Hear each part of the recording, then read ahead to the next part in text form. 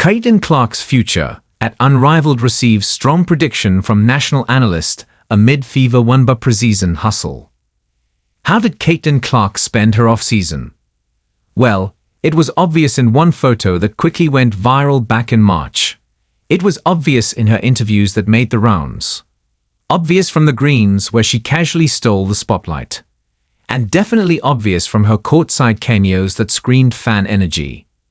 While most WNBA stars were grinding it out in the Unrivaled league, Clark didn't touch the court for 222 straight days and still stayed front and center.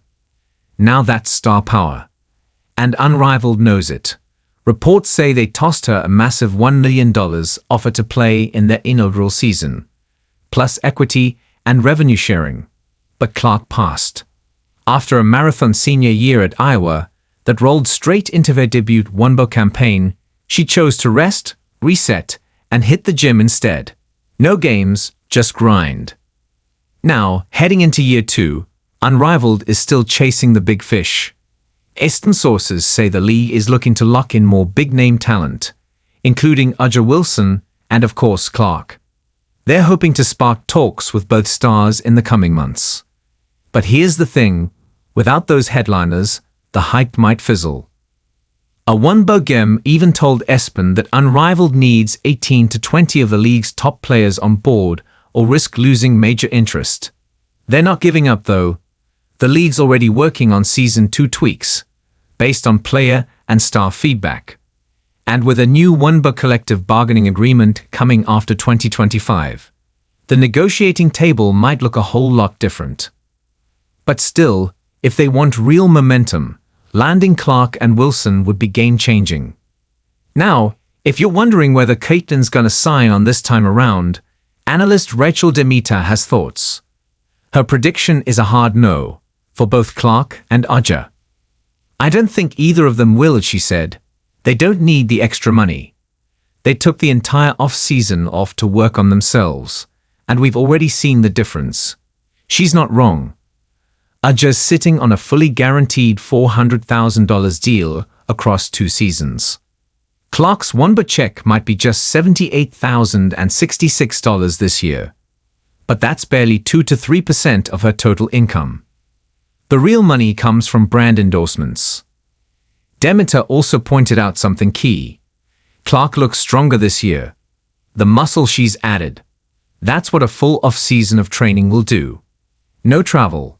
No wear and tear, no risky overseas games, and that's what Clark needed. Coming off that insane Iowa run straight into the war, she felt it all, the fatigue, the burnout. She wasn't about to repeat that. A'ja felt the same way and opted for a quiet off-season. As DeMita said, those 2 players being able to take the entire off-season to work on themselves and not risk their bodies playing in an overseas league, or even playing in Unrivaled.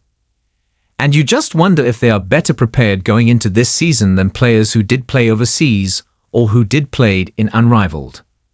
If we're talking risk, just ask Nika Moole or Jordan Houston, both out for the season after tearing ACLs abroad. Sure, the Unrivaled off-season was short, just 8 weeks, and gave players some downtime. Also, no major injuries were there. But still, nothing compares to taking the full break. Also, the analyst predicted how if the new NBA adds solid salary incentives, teams might actually start encouraging players to stay home in the off-season. It's all about protecting the investment. And speaking of investment, Indiana Fever fans are already seeing the return. Clark's back and better, and the Fever are 2-0 in preseason. 1 win came without her. The other was a blowout at her old stomping ground in Iowa. The squad looks loaded, confident, and already climbing the championship odds. It's giving. Something special is brewing. By the way, while doing all that, they also created a little history along the way. Caitlin Clark enters LeBron's exclusive T Club. If you thought the hype stopped there, think again. Caitlin Clark just joined an elite ESPN club with none other than LeBron James. That Fever preseason game in Iowa against Brazil's national team drew 1.3 million viewers. Let that sink in. Only 2 NBA preseason games on ESPN since 2010 did better, and both featured LeBron. One was a Cavs Bulls game in 2017, 1.4 meters. The other a Warriors-Lakers clash in 2018, 2 meters. And now Clark's on it. But it's nothing new. Her viewership pull is wild. In 2024 alone, 22 WNBA regular season games topped 1 million viewers, for the first time since 2008. Add the All-Star Game and the WNBA Draft, and that's 24 events. Clark was part of 21 of them. The math has always been mathing. This year, Clark and the Fever will be everywhere. Out of 44 total games, 41 will be nationally televised or streamed. That includes 10 on apps/ESPN and 8 on ION.